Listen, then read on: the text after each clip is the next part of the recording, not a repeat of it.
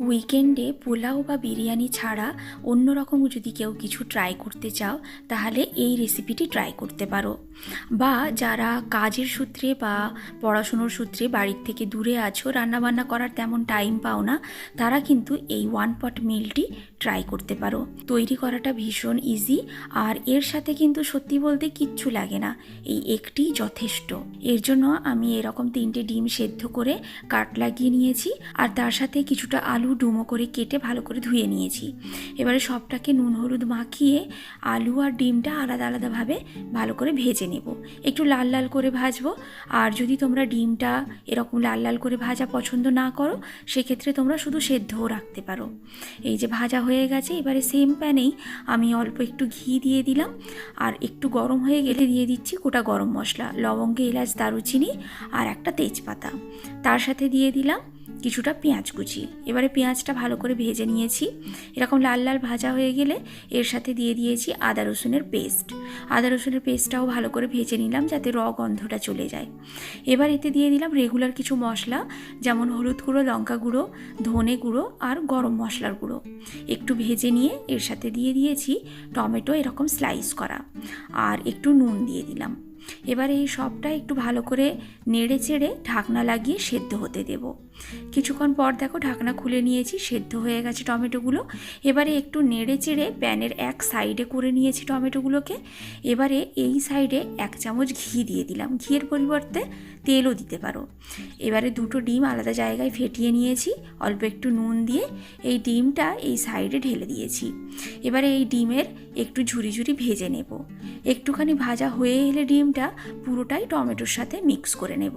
এই অবস্থায় পুরো মশলাটা একটু ভেজে নেব যাতে ডিমের গন্ধটা চলে যায়। এবারে এর সাথে কিছুক্ষণ আগে চাল ভিজিয়ে রেখেছিলাম, সেই চালটা ছেঁকে দিয়ে দিলাম। এবারে এই চালটা পুরো মশলার সাথে খুব ভালোভাবে ভেজে নেব কিছুক্ষণ, একটু টাইম নিয়ে ভাজতে হবে। আর এই জায়গায় বলে রাখি, আমি এখানে রেগুলার ভাতের চাল ইউজ করেছি। তোমরা যদি চাও সেক্ষেত্রে পোলাওয়ের চাল বা গোবিন্দভোগ চাল বা বাসমতি রাইসও দিতে পারো।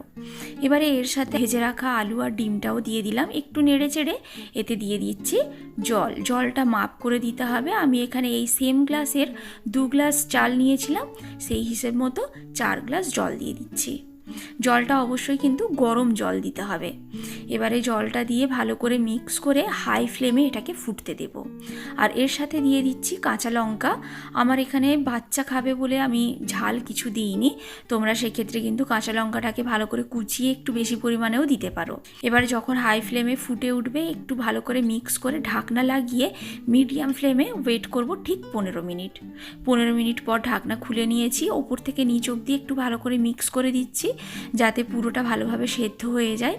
মিক্স করা হয়ে গেলে একটু ভালো করে সেট করে দিয়েছি।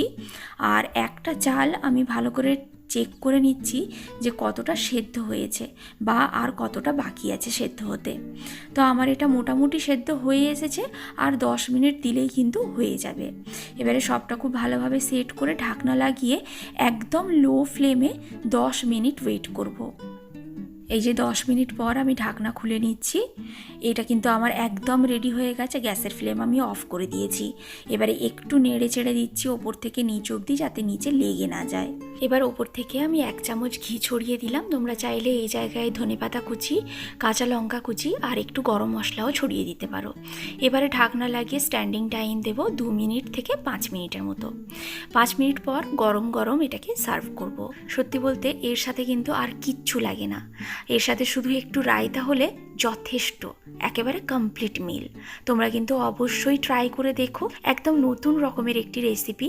একই রকমের খাবার যদি খেয়ে বোর হয়ে থাকো তাহলে কিন্তু এই রেসিপিটি ট্রাই করতে পারো। বিশ্বাস করো, ভীষণ ভীষণ টেস্টফুল একটি রেসিপি, আর তার থেকেও সহজ এটাকে তৈরি করা। দেখা হচ্ছে আবার নতুন কোনো রেসিপির সাথে।